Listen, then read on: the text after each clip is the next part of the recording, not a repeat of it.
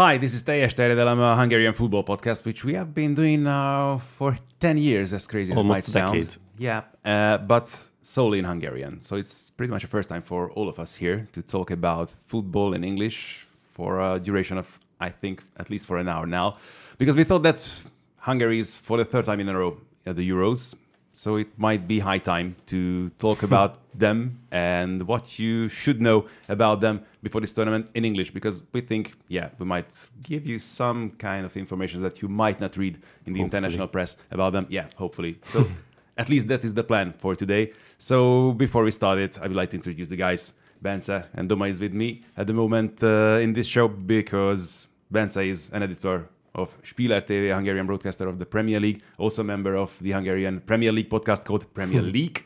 And Doma as well works for Spieler TV as a commentator, mostly of La Liga games, but of course international games as well. And I'm Ádám, I'm working for Sport TV, Hungarian broadcaster of the Champions League, but I also used to cover Premier League, Bundesliga, Serie A. Right now Serie A with no Hungarian players, but at the moment, but next year we're going to have somebody who is on the squad, on the roster now for Team Hungary. So I think we should start. The plan is to talk about the team one by one, the guys who are going to play, we think, in the first 11. We are going to introduce you the tactics we might use throughout these Euros, the players who might be important part of the squad as well, and of course, Mr. Marco Rossi, the man who made the wonder, I think, with this Hungarian team. Because, we are at the Euros for the third time in a row, but he had to make through generational change, I think, after 2016, because we had a team that qualified for Euro 2016 in France, but this is a whole other generation of players now. And mean it literally, because right now the oldest player who has ever played in the Euros is Gábor Király, and I think our listeners or viewers know him as well because he had those grey sweatpants, which are just his and only he has it. The trademark. But I think this Euros the record will be broken. But that Euro the 2016 had Zoltán Gera, and he's in the top 10. Not the appearances, but the goals, because he was 37, I guess, when he scored there against Portugal. So he was he was one of the oldest scorers in the Euros. Yeah, and we had Zsuzsák as well, who was the captain then, and he hasn't finished football yet, but he is playing right now in Hungary, and he's not in the squad. That's not a surprise, I guess. Yeah, I said that it's a huge generational change since 2016, but we still have a couple of players who have been on the roster in Euro 2016 in France. The two goalkeepers, Gulácsi, who is going to be the number one in this tournament. We are going to talk about him as well. And Dénes Dibusz, who was also backup to Király at that tournament. We have two defenders as well. Ádám, who played a couple of games into Euro 2016 as well. And Fiola, who I think maybe played once as a starter in 2016. I'm not sure about this one, but he was there as well. Gonna check. And we also have Ádám Nagy, who is going to be a very important part of this squad as well at that tournament. And László Kleinhäsler was also great there. Trivia, who's been there and who's not. But László Kleinhäsler was, the big surprise for the Hungarian fans at that Euros, because right before it, we had to play in the playoffs of the qualifiers. We had to play the finals, which were like two matches back then, because we had to play against Norway in Norway and then in Budapest. And in Norway, I think Kleinhäsler was... that was the first time that he played for the national team at the time, and he scored the goal, which was very important for our qualification at that tournament. He's kind of a cult hero and a strange guy, but we are going to talk about him later, because he's here as well, and he might have a couple of games at this year's tournament as well. We'll see. But I think then maybe we should start with Marco Rossi, because one of the most important parts of this squad must be him. And he is a cult hero as well here in Hungary, we can say. He already has the citizenship as well. He already made a wonder before joining the national team, because he won the national title here in Hungary with Honvéd, which has not been done by anybody else before him, I think, since the early 90s. And not done since then as well. Honvéd has been in the second division now. So things have changed quite a lot since then. But that was a huge thing at the moment as well, winning the title with Honvéd. Then he went to Slovakia, where he has worked with Dots as well, and then joined the Hungarian national team. And they would be quite angry with you calling them Slovakian team. It's kind of a Hungarian team, to be honest. Sorry, a team, well, it's strange and it's difficult to talk about, but yeah, it's a team in the Slovakian first division. Yeah. That's how we should call The them. city is in Slovakia, but it has kind of a big Hungarian minority. Yeah, absolutely. But I think we should go back a little because the insight here is that right now the Hungarians love Marco Rossi just as much as he loves Hungarians.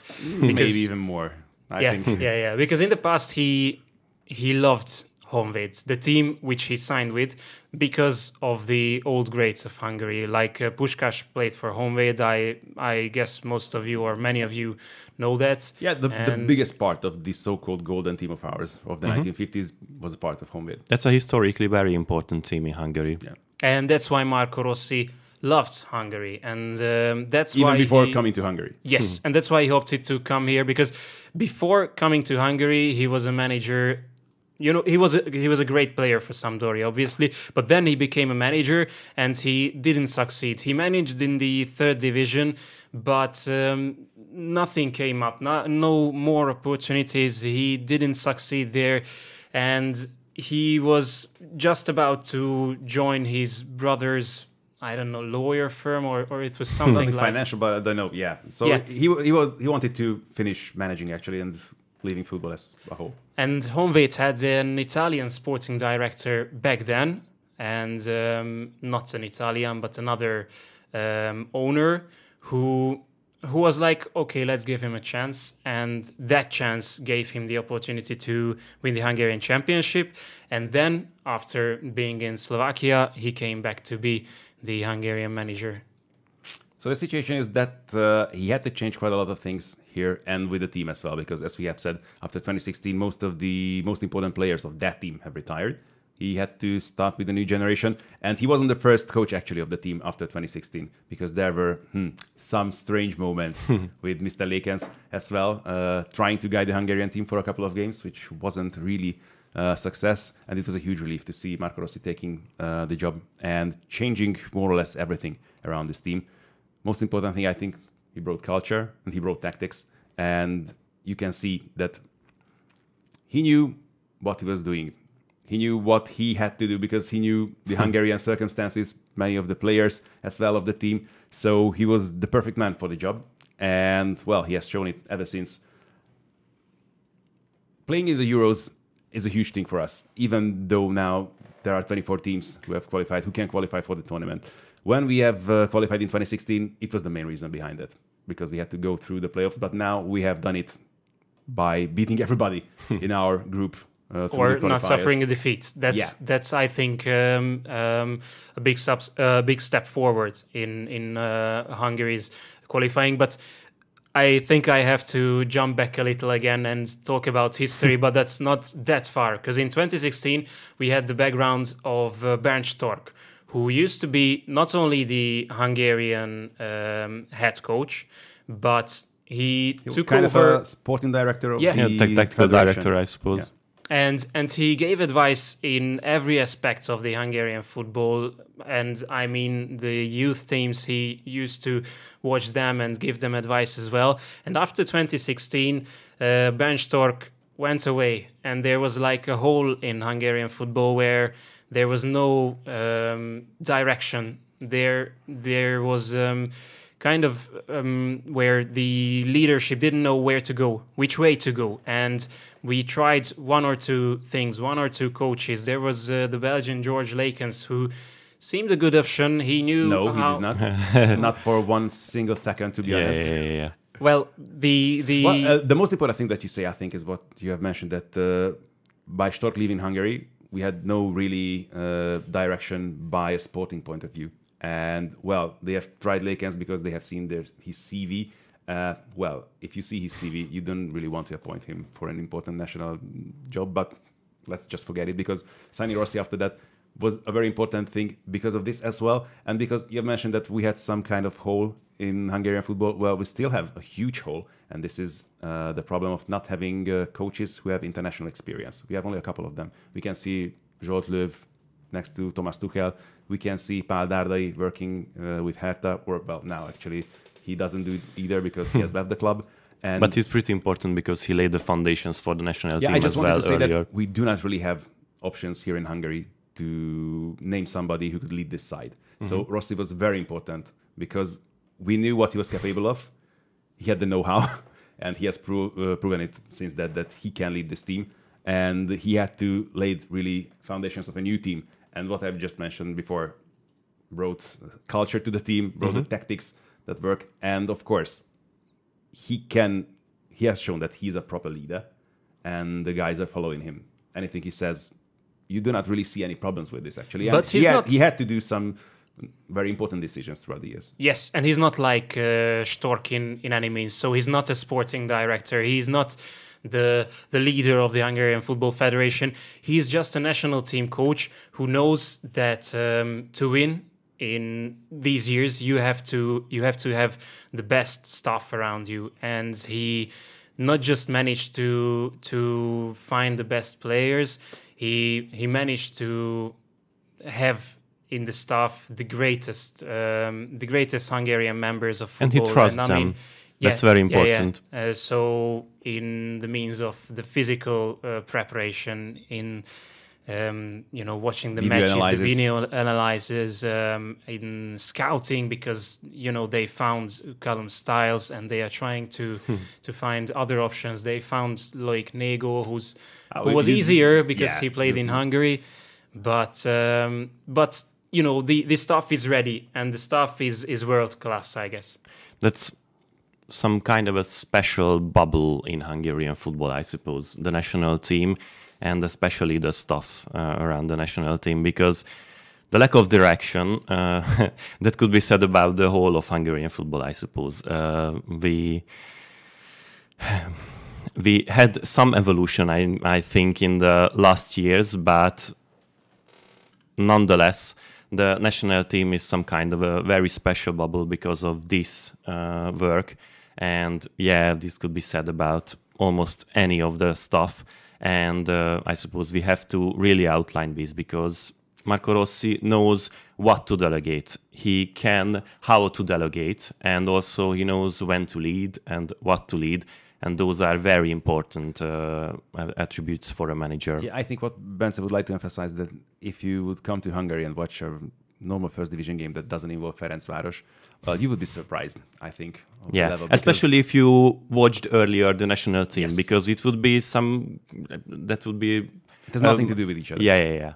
It's absolutely a huge drop in performance and the level of football if you come to watch a Hungarian first division game, which I would not really advise to you, because I think it might go against the Munich conventions. Well, you still can get beer for, not free, but it's more cheaper than anywhere in Europe.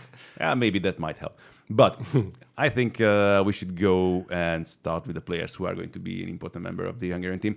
And this might tell you why the huge differences between the level of the national team and the Hungarian first division and football in Hungary as well, because most of the guys luckily play abroad and has done so for a very long time and since a very young age. So we should start with the goalie position, which was a question for many before the tournament. To be honest, not really for me, even though Péter Gulácsi had a long injury absence in Leipzig, and he had to come back after, I think, missing almost a year after knee injury and an operation.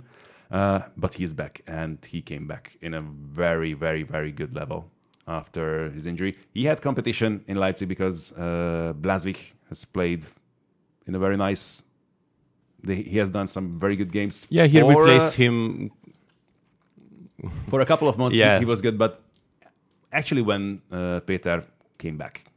That was a question for us, I guess, because, we know how good Gulácsi is, but there are some players with whom Marco Rossi thinks that if he doesn't play, like András Németh, who's a striker for HSV now, and he said that if he didn't play, he couldn't come to the Hungarian squad. He's a good enough player, we know that, but he hasn't played this spring. And that's what we weren't sure about Gulácsi, that he came back, I think, early or in January.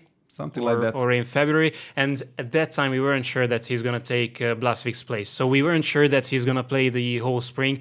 And then he was like, he came back and he was the better keeper. And you could see that he's better than Blasvik. And he was back to his former self, absolutely. Yeah, and he had the self-respect and he could perform on the level that he was before. So but I think it wasn't the main question actually about the goalie position in the Hungarian team, but we had seen in the meantime playing Dénes Dibusz in a fantastic level for Hungary for all those games where he had to replace Gulácsi, and he was very good, but still he's a very good goalkeeper. I think it's no question for anybody. He has got the international experience playing with Ferencváros in the Champions League, in the Europa League, playing great games and doing huge things and even getting into UEFA highlights with his saves. But we know that Péter is just a tiny bit above him, I think, if we... And I think the main thing here is that some of Dibusz's games were just not that good with his feet. So he's good with his feet, that's but very important. Not as good as Gulácsi. And it's difficult to compare the two because Gulácsi is one of the very best, I think, with his feet in international level as well. And, well, yeah, Dini might not be that good, but I wouldn't say that he's bad. But yeah, if you compare the two keepers, maybe the most important difference in the two is this, playing with the feet. And of course, Péter has a huge international experience, not just with the national team, but with Leipzig as well. So in important moments, it might be a difference, an important difference. I wanted to highlight the ball-playing ability as well, because we will talk about the whole of the tactics of the national team. And this is a team that worked in the last 4 years to be able to build from the back more, to be able to attack more, even against stronger teams. So I suppose we will be able to lead attacks against Germany as well. We will be able to lead attacks against Scotland and Switzerland as well. And to do that, and to be able to do that in the way that we like to play, in that play style, you need a goalkeeper who is good with his feet. And this is very important to talk about this as well, because maybe at the last Euros and the time that has passed since, the most important change for Team Hungary was that, okay, we have seen like the Nations League, that we could beat anybody at the highest level with our tactics of just counter-attacking and what we have seen at the Molineux against It was a England. disciplined and compact defense, which then leads to very good counterattacks. And we had some very fast attackers like Sallai who could just run around the pitch and score the goal after getting the ball. But this team now can play and can lead attacks as well, and we don't have to rely only on counterattacks. We still have the problems with that, but the most important step that we have made since the last Euros, I think, is in this area. And we outlined how can I say it? So it's strategical evolution of the Hungarian team, because Marco Rossi and the national team staff strategically wanted to do this because of the last Euro. So it was not just the fans. They realized it, and not only realized, they said it as well. Marco Rossi said it, and the staff said it as well, that we need to evolve to be able to beat these, not smaller teams, but those teams who try to defend against Hungary. Because that was our main problem, like the qualifying games against Albania a couple of years ago, when we could see that we were... That was the VC qualifier. Yeah. And we got beaten home and away as well. Yeah, and you could see that, it was strange to see that we could beat England, but we couldn't do anything against Albania, actually. And that was the most important change. Gulácsi is an important part in this. Some other players like Szoboszlai, who we are going to talk about later as well. There. But we will get there, yeah. Start with the defense, because maybe the foundation of this team and the tactics and the formation is this three-man defense, which has been a mainstay for 6 or 7 years now, I think, since the last Euros at least. There's no question about it that this is what we play. This is the way we play, with three at the back. And we do not have too many questions about the personnel either. And if we talk about players who have not played that much in the last years, Attila Szalai might be a surprise for many, because he has played, I think, 7 games in the Bundesliga this year, only 2 as a starter. That's a severe lack of matches, and it's very strange from the outside. I guess so, yeah, but he's a pillar of this defense. He had been a very important player at Fenerbahce in the last couple of years before he signed at Hoffenheim. And even though he did not play that much this year, we cannot imagine this squad. I think this team without him in the starting 11. Not just because of Hungary. It's there's a lack of left-footed centre backs in the world as well, in the world of football, and not for Team Hungary now, but it's another question. Yes, and for Hungary, he's a mainstay because you can't get any better player in that position. Even if we had players who are in great form, and for Ferencváros there are Hungarian players as well. So Endre Botka was at the last Euros game. He was a starter against Germany in 2021. So he was there, but he's right-footed as well. And Attila Szalai, he came into the team not long time ago. So not long before the previous Euros. Yes, and he came in and stayed there. And he's just like, if he didn't play one match this year, it's like maybe even then Marco Rossi would have chosen him. Now we have somebody else to play with his left foot in the defense in the form of Márton Dárdai, but he has only played, I think, 3 games for Hungary, 1 as a starter. He doesn't have that much of an experience with Team Hungary, and that's why there wasn't really a question about him replacing Attila. Yeah, national team coaches doesn't change that lot. So we have a stylistic change from the last Euros. We had to adapt from a couple changing players. But we have styles now. Yeah. Jesus Christ. Yeah, okay. We will get there also, unfortunately, this way. So... Where was I? You wanted to... Yeah, the stylistic changes. So we didn't want to change that much because Attila Szalai was, as you mentioned, kind of a pillar of this defense in the last couple of years. So even if he has severe lack of matches, we have to play him. And also he has the trust. That's the most important of the coach, even though he did not play that much. In the last friendly match, where there was a lot of substitutions at the end, he was the captain of the national team after our actual captain left the field. We'll talk about our actual captain as well, because he's a change from the last Euros as well, but to stay at the defense, because Willi Orbán is another very important part of the defense. No question about him. If he's healthy, he's in the squad, he is starter. He's one of the most important players of this team, and he was one of the most important players of the last Euros team as well, because without him, we could not be here. Full stop. And also of Leipzig in the last couple of months, because he and Gulácsi, this partnership was very important for Leipzig in the last weeks for Leipzig. We haven't mentioned this one at the goalkeeper question because, if you have a player from the same team, which is a Champions League team in your national team, then partnering Gulácsi with Orbán is they have this connection from their club. They know themselves, very well. Yeah, and Orbán as well, I want to mention that, finding him and convincing him to choose the Hungarian national team, it wasn't easy, because if you look at it right now, maybe Orbán would be a German national team player now. We have to explain this, because Márton Dárdai was a German under-21 international as well. Orbán was also a German under-21 international. And, well, at the moment, he could be a part of the German national team as well. So it's going to be very interesting to see him again playing against Germany at this Euros. But really convincing him to play for Hungary was a very important step for this squad. And at all, just to qualify for the previous Euros as well, because without him, we would not have been able to make it. And he just gives us something else that you won't find in anybody else who plays for Team Hungary at the moment. He's just the model professional. The way he handles himself, the way he helps his teammates as well. He's a fantastic part of this team and a very important element. Yeah, I think the 3 most important players of this team are Roland Sallai, Dominik Szoboszlai, of course, and Willi Orbán. No question about this. We do not really have questions in the defense with these 2 guys we have just mentioned. Maybe at the right side of this back 3, but Ádám Lang seems to be the first choice. Absolutely. He's someone who has played in the previous 2 Euros as well for Team Hungary. Playing in Cyprus at the moment. He used to play in the French Third Division for a little while as well. But he's also someone who has the trust of the coaching staff.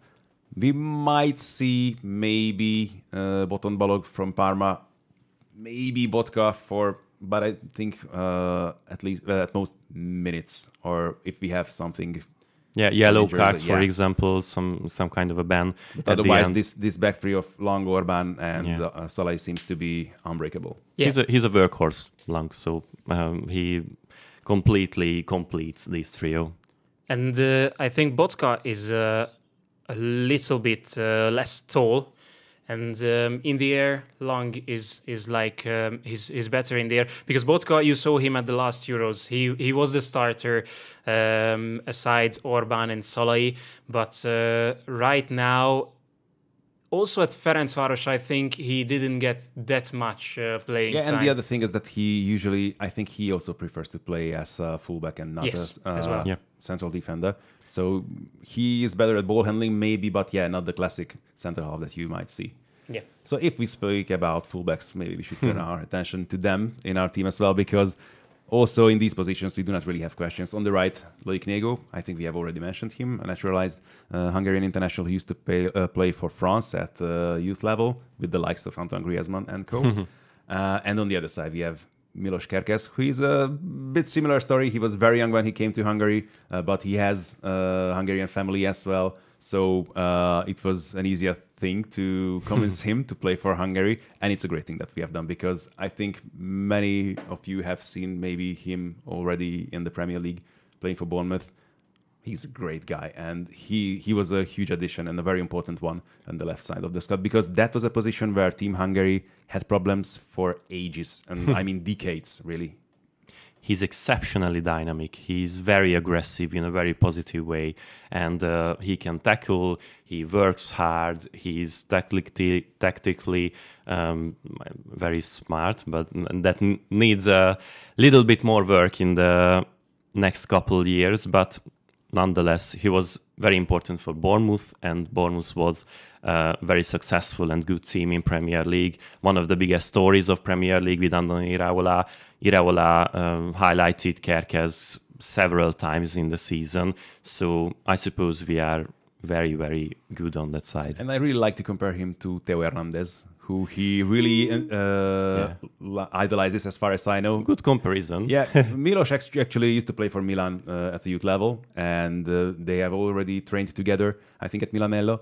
And, well, you can really compare the style of the two guys, because he is absolutely an attack-minded left-back as well. And the dynamism is, I think, the most important about him. But some might forget the defensive skills he has as well.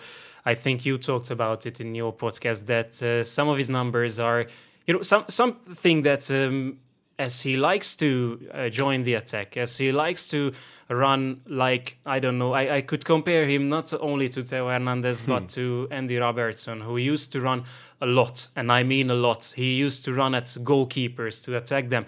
And you have this picture in your head about Kerkez as well, because he runs a lot, and you always find him near the corner flag as well, but he's a great defender. And if you find someone on the right side, I don't know, just out of my head, if you had Bukayo Saka against him, or if you had the best right wingers in the world against him, you could trust him to do that homework and make their lives hard in almost every match. So he's an exceptional talent, and no surprise that there are news that he could go to Manchester, he could go to United, London, to Chelsea. Yeah, United, of course.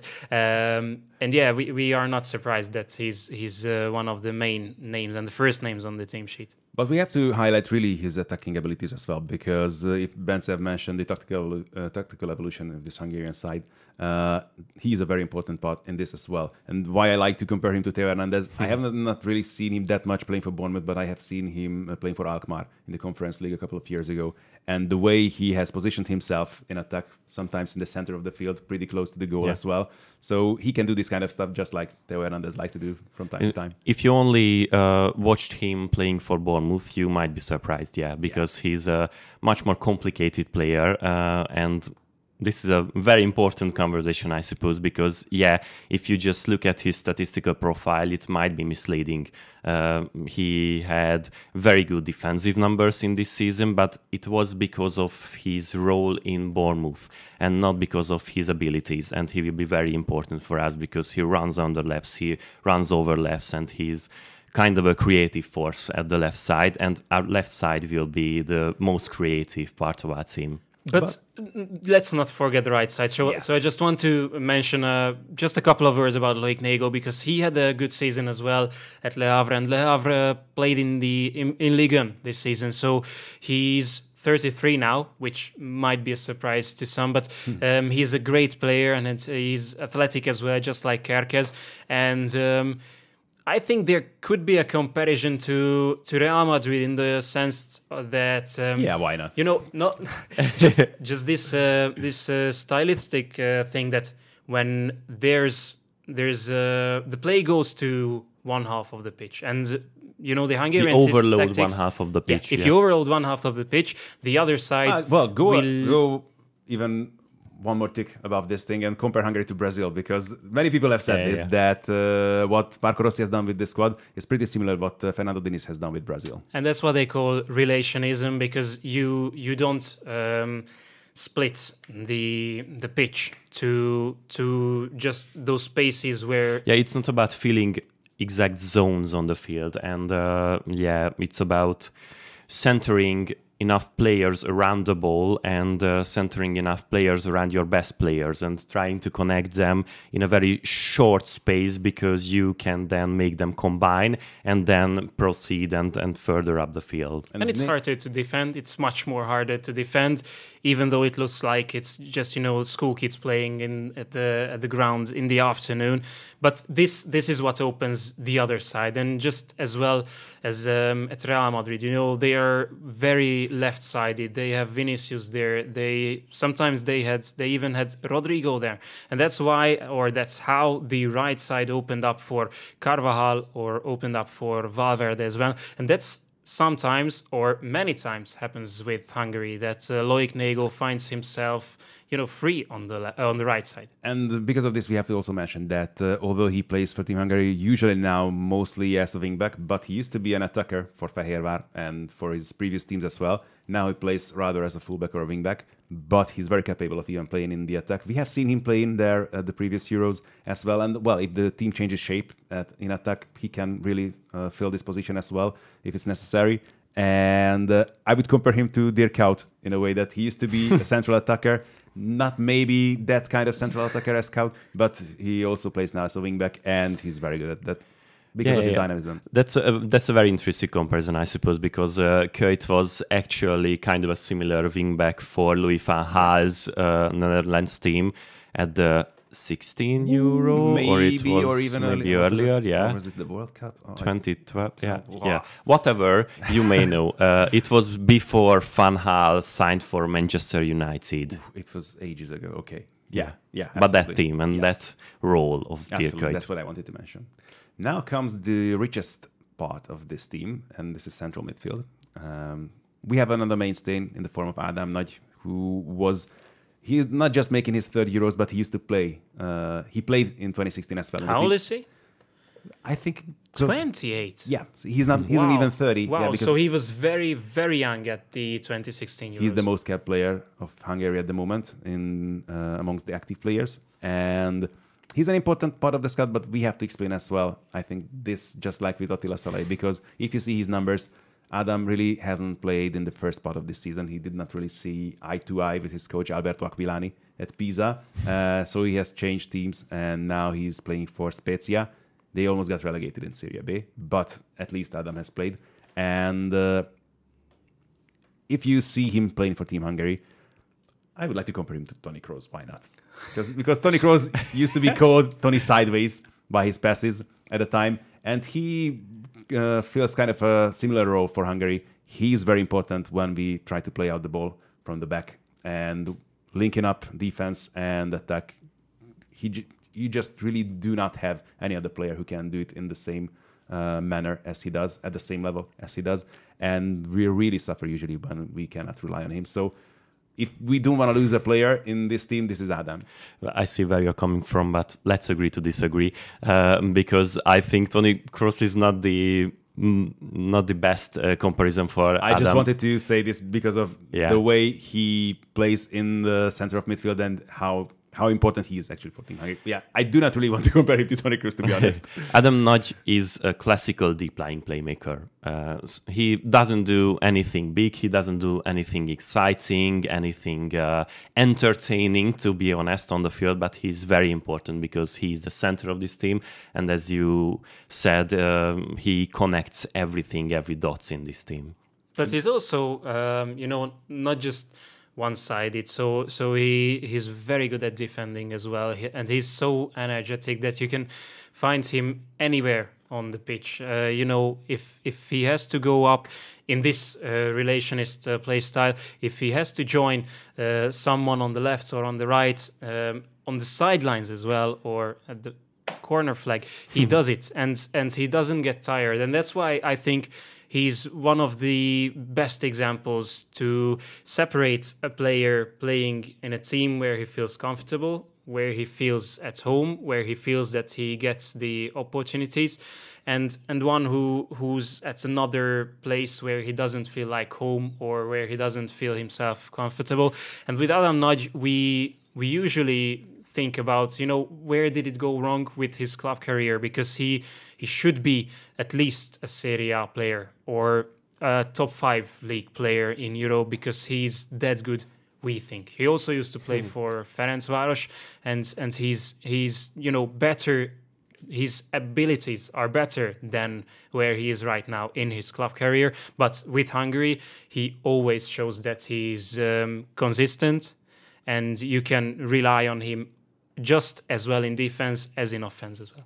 I suppose we might find a solution to this, because he's also an exceptional example to the player that has incredible technical abilities but lacks a lot on the physical side. He's aggressive, I agree totally. He works a lot on the field, but also is kind of small, and he's not the strongest player on the field. Guy, and today's modern top football goes to this American footballers. Yeah. Kind of. So Ádám is very important. There's no question about him.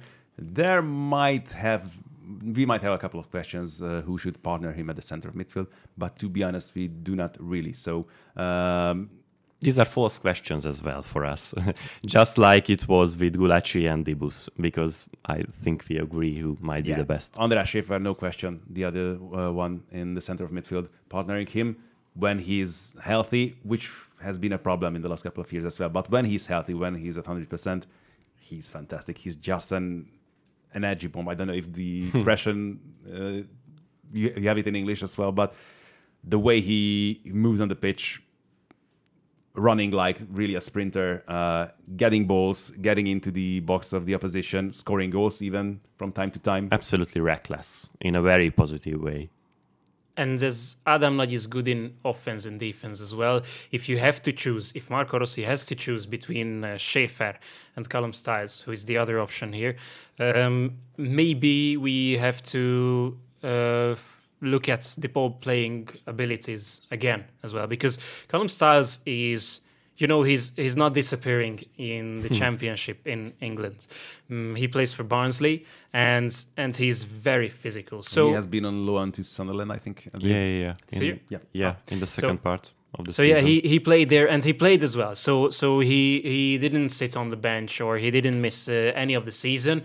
So he could be a great option. Shafer missed some matches, a lot of matches, but carrying the ball out and playing this style, which we mentioned, that we have to build up our attacks, Shafer is a better option, because Styles he's not that good a passer, just as Shafer is. Yeah, Shafer is very press resistant, and that's very important. We cannot say enough times that our relationist style needs players who are good on the ball, who are good under pressure, and Shafer is a very good example. If we have any problems at the center of the field, we really might rely on Callum Styles as well. He might be used as well on the left as a wingback if it's necessary, but he really never been an option, to be honest, there for Marco Rossi somehow. But yeah, we have Kerkez there. We might have Fiola as a wingback at any of the sides, because we have seen Fiola scoring a goal marvelously against France at the last Euros, coming from the left as a right-footed wingback. We will see if we are going to have him on any of the games. But I think we might see surprises, because the style of I don't know, Switzerland or Scotland is very different from Germany. And if you see styles in the starting lineup against Germany, I know you might be more surprised, but I won't. No, really. I won't, because maybe we need more physicality there. Yeah, if everybody is in an ideal situation, we'll have the four of really Nego on the right, Kerkez on the left, Nagy and Shafer in the center. But we will see. There are actually options for Marco Rossi to change. And to change in the center of midfield, even somehow we have seen from time to time pulling Dominik Szoboszlai back from the attack. We're going to talk about him soon, but before that we have to introduce you to somebody else of our members of this podcast, Tibor Baumstark, who actually this season had the chance to visit Dominik in Liverpool, to sit down with him at Melwood, and he also had the chance to interview him, and of course he had to talk about the national team as well with him. Hello, I'm Tibor, co-founder of this podcast. I work as presenter and commentator for Spieler TV. This channel is the Hungarian home of the English Premier League. In the last season, I had the opportunity to visit the current best Hungarian player in Liverpool. Unfortunately, Dominik Szoboszlai missed the previous European Championship due to an injury. So the Euro 2024 is even more important for him. When I interviewed him, he was talking about that. Mi volt az, ami talán a legjobban tetszett, vagy a legemlékezetesebb volt itt az elmúlt mondjuk szűk egy év során? Hát ezt kiemeltem még a díjátadó gálán, ami otthon volt, hogy a legemlékezetesebb és a legjobb érzéssel eltöltő dolog, ami ebben az elmúlt egy évben történt velem, azt szerintem az EB-re kijutás. Mert ott egy olyan kő esett le így rólam, hogy életemben nem sírtam el magam egy meccs után örömömbe, ott sikerült, úgyhogy azt mondanám, de azért az idevaló igazolásom se volt olyan bánatos, úgyhogy ezt a kettőt mondanám. So no question about it. The star of this team, Dominik Szoboszlai, now playing for Liverpool. A very important part of this team. And as I have mentioned, usually we see him on the attack in this team with Rossi, but we also have seen him playing in midfield as well. As we have seen him doing the same for Leipzig and Liverpool in the last couple of years. So actually, up from the center of defense, you can see him in any position. He might pop up anywhere on the field. Yeah, he played as a number 6 at Red Bull Salzburg. He played as a number 8 or 10 at Red Bull Salzburg. He played in possession as an attacking midfielder at Leipzig, but he was out of possession right winger and right wingback even. Yeah. And then at Liverpool, he was mainly 8 or number 10. How can you Something say like it? that, Yeah. But he's the center of this team, of course, and all this relationist style, this relationism, Marco Rossi otherwise said that we are more of a relational style than more of a positional team. So everything is centered around Dominik Szoboszlai, and everything is happening because of Dominik Szoboszlai. We try to get him on the ball as much as we can, and that's why sometimes he will appear on the deeper side of the field, or we like to get him on the ball more closer to the other goal. And everything He's around. the son of the Hungarian football universe right now. That's not just in a tactical sense, but in every possible sense, Yeah, to be honest, yeah. because he's the most important part of the team, no question about it. But he would be in most of the national teams, I think. Yeah, and also his comparisons with Steven Gerrard, or also I don't know, Hakan Çalhanoğlu may be a good example that coming a little back from your original position might be an option when you become older. But Szoboszlai is so mature tactically that he played at Salzburg and Leipzig mainly that Rangnick Red Bull style, but also he had Tedesco, he had various how much he enjoyed coaches. working on the Tedesco. Yeah. Oh, he didn't. Yeah, that's right. And that's why I say that playing under these coaches, Marco Rossi as well, he was a bit different as well. He has so much tactical knowledge that playing this style with him suits him, because even in Liverpool, he played in the left half space, right half space. He knows every position of the midfield. So he's the best player to play this style of football, and he enjoys it as well. And of course, he's the most important difference between this team and the last one of the previous Euros in 2021, because of an unfortunate injury, he could not play at the last tournament. TV mentioned, yeah. Now he's there. Hopefully, he will be able to play in all the games. We need him, no question about that. And as you have also already said, he can play in various positions, and this helps throughout the tournament like this, because if we need to change, we can rely on him as well from this sense. And I don't know, well, what else to say about him? He's just, okay, I don't want to say he's a world-class player yet. He might get there. But he's young, and there are lots of young players in the Hungarian team. So, if you know that the Hungarian team relies on you, then you know that you will be able to lead this team for 10 years, and we know that we can rely on him for 10 years. It's really important for, even if Marco Rossi quits the Hungarian national team, the next coaches, for them, it's good to know that, we have a cornerstone here who we can build our tactics around. Well, who he need to build our tactics around. Yeah. There's no question about him. And what you have heard in the snippet of the interview, how important playing for Hungary is for him. And it's a very important thing. Well, usually you do not question this thing with players, but after such a long season, sometimes people find it not so important to play for the national team.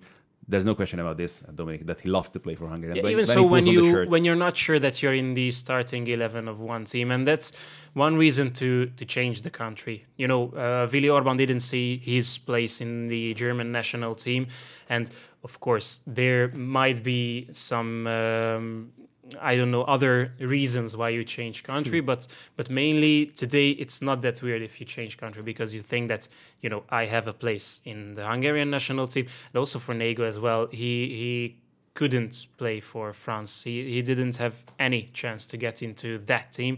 And also for Szoboszlai, it's important that here, if he can start, he will start. So it's not a question. And he will play every minute. Every single second of this tournament. Yeah.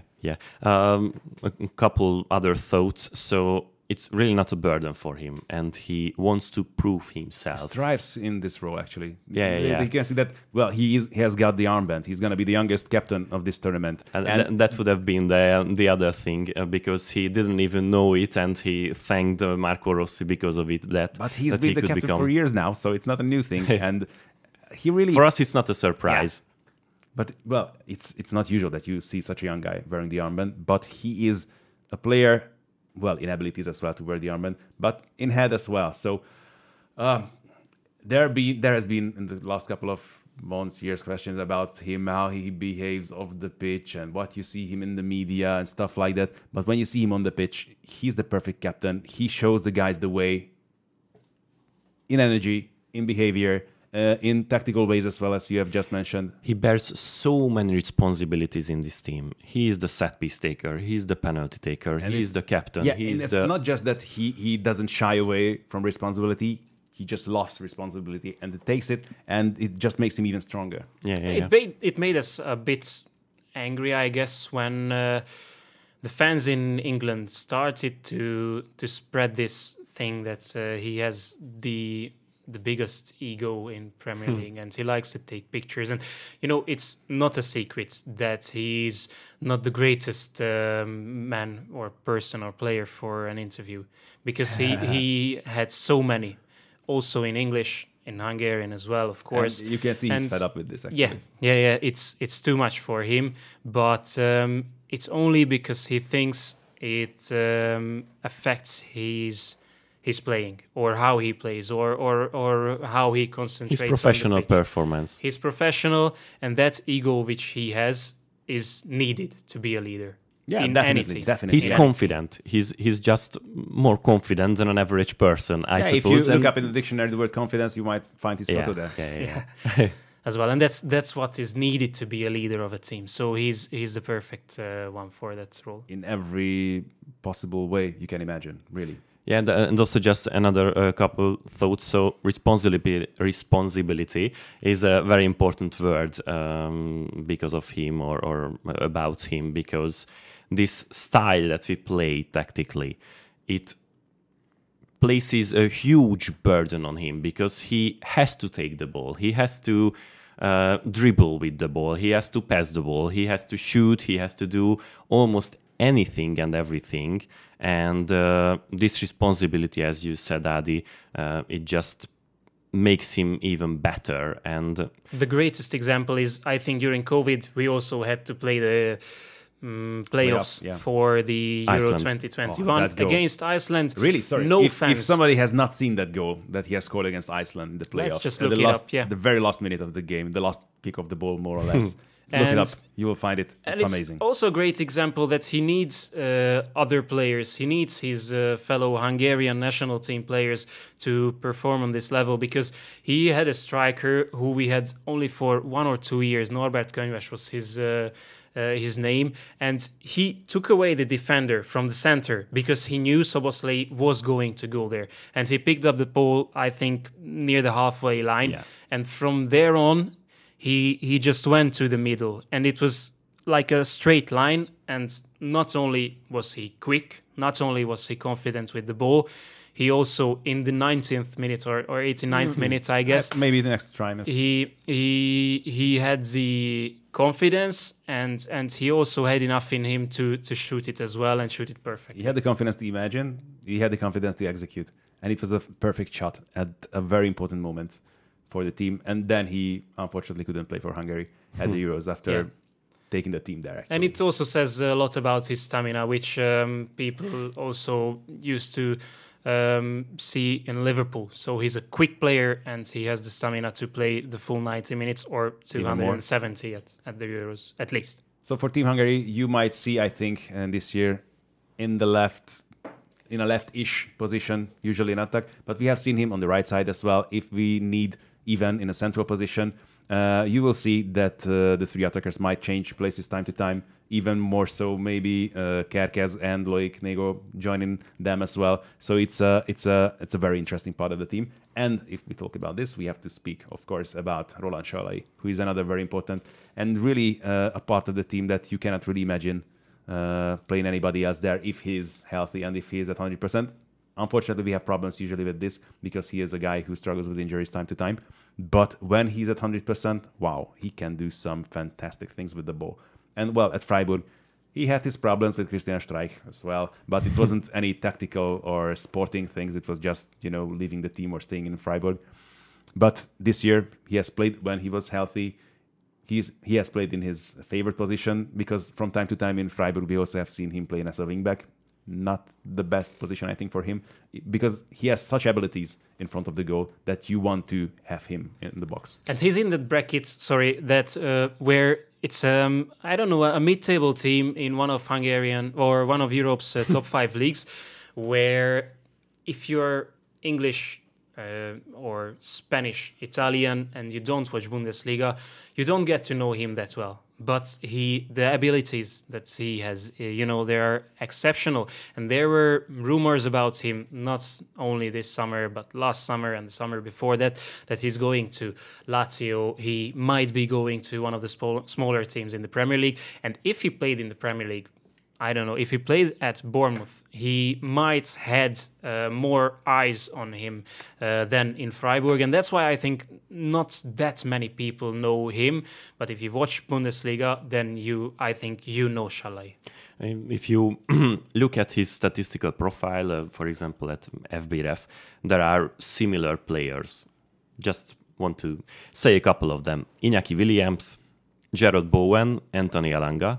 And I suppose it's very telling because he's kind of a winger, but not exactly that kind of a quick winger who is dribbly and always wants to beat players in a 1v1. He shoots a lot. He's very dangerous to the goal. He has kind of a high expected goals and a lot of shots, but he won't be trying to beating players in a 1v1, as I said.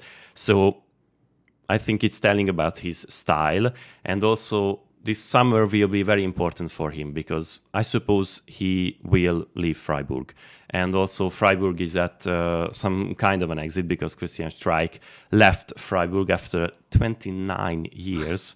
So maybe it was 13 years at the helm of the first team or something like that. Yeah. And it's a good opportunity for him as well because Freiburg had a rather bad season. They changed coach, and it's a good opportunity for him to platform himself. Yeah. And this Euro will be very important because if we play well, if he will play well, then he can show even more of himself to the world. So I've just said about Szoboszlai that he might be the most important step up in our squad compared to the last Euros, but the second most important must be Barnabás Varga at the center striking position, because now we have a bona fide goal scorer. Okay, we had Ádám Szalai, who was a very important team for this squad and who wore the armband at the last Euros as well, and I do not want to compare them in any ways, because Sallai was a strange person in a way, because in Hungary somehow, if we spoke about the level of the national team and the level of the first division, maybe it tells the problem how people probably do not understand tactical ways of football, and that's why Ádám Szalai has been questioned many, many times, not just in the media, but not just by the fans, but also in the media as well. But he was a very important part of the squad, but a very different kind of striker than Varga is. Varga is a bona fide goal scorer, and he can do it with the left, with the right, with his head, and the player that we really needed after Szalai retired, because we really did not have any proper option at striker. Yeah, Barnabás Varga is a striker. Ádám Szalai was more of a target man, I suppose, maybe. Sometimes he didn't shoot. Sometimes he didn't get to goal-scoring opportunities. You already like these comparisons. He was our Olivier Giroud. Yeah, that's very good. Very good, yeah, telling. And at Euro 2016, there was a famous Hungarian commentary where, he scored the first goal. And first game against Austria. Yeah, against Austria. And the Hungarian commentator said that, after 300 and I don't know how many days, he could score. He did. Yeah, because score. that was what most people said about him, that he doesn't score goals, Ádám Szalai. Yeah. And well, it's a strange thing because I think, what is he, second top scorer of all time at Team Hungary at the moment or something like that? He's very high up at the rank. It was really strange because he was very important tactically, but also sometimes he scored very important goals, just like against Germany, for example. And if the Hungarian fans didn't watch Bundesliga, they didn't know how important he is for his team. I don't know. He was at Hoffenheim. He was at Mainz, and he was at Schalke. He was at the Real Madrid in youth level. Team, yeah. And he played everywhere, and they rated him very highly. And with Barnabás Varga, it's almost the opposite, because he wasn't well known in Hungary until this season, because he played for the last couple of seasons. I think it was just the last season where with Paks, which not this one, yeah, but before he signed for Ferencváros, he played at Paks. That was the moment when people really got to know him. So 2022-23 was his first season at Paks, which is the Hungarian Athletic Bilbao, because they only play with Hungarian players. But for very different reasons, to be honest. Yeah, and Barnabás Varga scored like 16 or somewhere around 20 goals in the Hungarian first division, and that's why Ferencváros 19 to be honest. 19. Yeah. And Ferencváros signed him. Well, the most important thing about him that he's close to 30, or is he already 30 now? No, he's 27. 29. 29 years old. So he is a very late blossomer, and we have to also mention about him that he played his football for a very long time in Austria in lower divisions, and then he returned to Hungary and tried to build himself up. and now he's in the national team and one of the most important players of this team. And even at Ferencváros, they were skeptical when they signed him because, I don't think so. I don't think he's going to make the starting 11 as well because Ferencváros has great foreign players and they have a lot and they have money to sign others as well. And Varga, from the first moment, got into the starting 11 and he started to score important goals, started to score hat-tricks as well. And from then on, everyone was convinced he finished with 20 goals. Yeah. Only in the Hungarian division, right? Yeah. So, Ferencváros played in the Conference League as well, and there he scored goals as well. So, from that moment on, from the first, autumn international break, it was obvious that he's going to be the main striker of Hungary. He's the kind of player that, I have mentioned about Kerkez that we really not had left-sided defender, wing-back, full-back, whatever, for ages. We did not have a real proper goal scorer for ages either. So, I don't know who was the last, maybe Kiprich? Who you could, a guy who scored goals on a daily basis, and we did not really have. We had strikers who had worked better or worse, and also we have to mention Martin Ádám in this squad, who is the other striker if we need someone to. And he's more like Sallai. And he's he's a very different kind of player than Varga. That's what you have to say, because if you say that Varga is a proper striker, proper goal scorer, Martin Ádám is a proper target man. Yeah, just do you want to compare him to? I don't know. Yeah. He's our Füllkrug. The Füllkrug who plays in Korea. So he's at. But in Korea, Ulsan Hyundai is funny because we might laugh at him because he's playing in Korea, but in Korea, Ulsan is a very good team, and he also used to play for Paks. So he played in Hungary, and he couldn't find the opportunity to stay in Europe. Barnabás Varga came to replace him at Paks, and then went to Ferencváros. Yeah. So it's strange. But also one more thing I wanted to mention, that Varga is not only our only source of goals. So we have these three players who can score goals anytime. Varga, Sallai, and Szoboszlai, who can score from distance as well, because Sallai had goals. He had magnificent goals in the qualifying stages, I think against Serbia or Montenegro. He scored a stunner, and he can score goals as well from outside of the box, from inside of the box. There are players who arrive to the box. We have tall and skillful defenders who can score from corners, long Orbán as well, and so goals come from so many different sources that this is the Euros where we afraid of Hungarian set pieces, definitely as well, corners as well, and free kicks even 25-30 meters from the box, because again, another goal to look up, Szoboszlai against Turkey. Wow, that was a rocket. So we can score these kind of goals as well. Yes.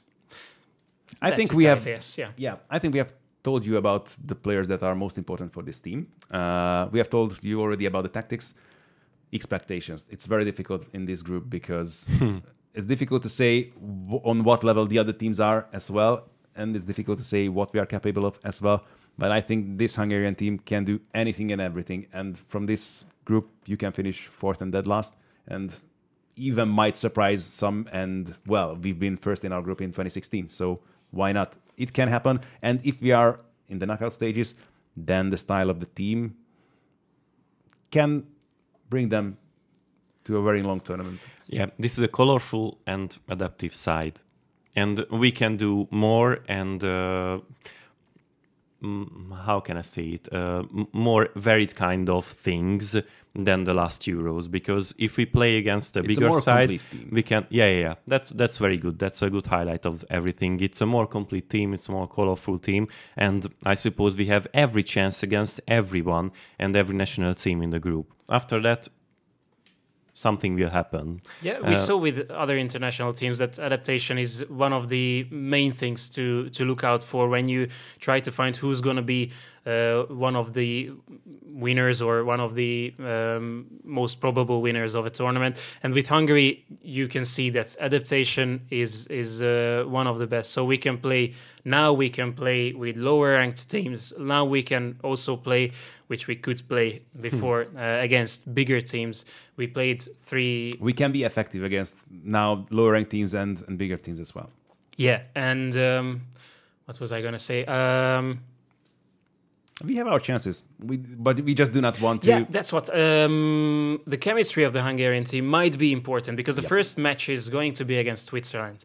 And talking about Switzerland, we know that the connection between Yakin and the players is not perfect. And if we can, if we can rip them just a little, if we can put not just 100 but 110% into that game, if we could win that game, then our chances, I think, would go up higher. But yeah, you can tell that's about every team at the Euros. But even with a draw, I think it might be enough to push the guys higher. That, you know, I right now saw the odds, and I saw that they gave a much bigger chance for Switzerland to win this first game. And for the Hungarian win, it was more like between 3 and 4 times, you know, to win this match. Which I think is a bit misleading. What is the most important, I think, and I think I can say in the name of all of us, that Hungary can cause problems to every single team in this Euros. So I think it will be very entertaining to watch Team Hungary and their games in this European Championship. Thank you very much for everybody who has taken their time and watched this video this long or have listened to us this long. If you have any kind of questions about Team Hungary, please feel free to ask them in the comment sections, and we will try to answer them. Maybe in another video, maybe after the first game of Team Hungary. If you'd like to see something like that, please write that as well. And if you enjoyed this video, please make sure to subscribe, because I don't know. Well, we cannot promise that we are going to create too much English language content, but throughout the Euros, we will try. We'll do our well, if you're Hungarian and you're watching this video, ha magyar vagy és nézed ezt a videót, nem tudom miért tetted, de mindenképpen iratkozzatok fel. And also follow me on Twitter. I have an English Twitter where I do analytics and statistical stuff, so please. We are going to put it in the description below the video. So yeah. Thank you very much for joining us. Really, if you have any questions, feel free to ask, and please join us next time after the first game of Team Hungary. So, thanks again. Cheers.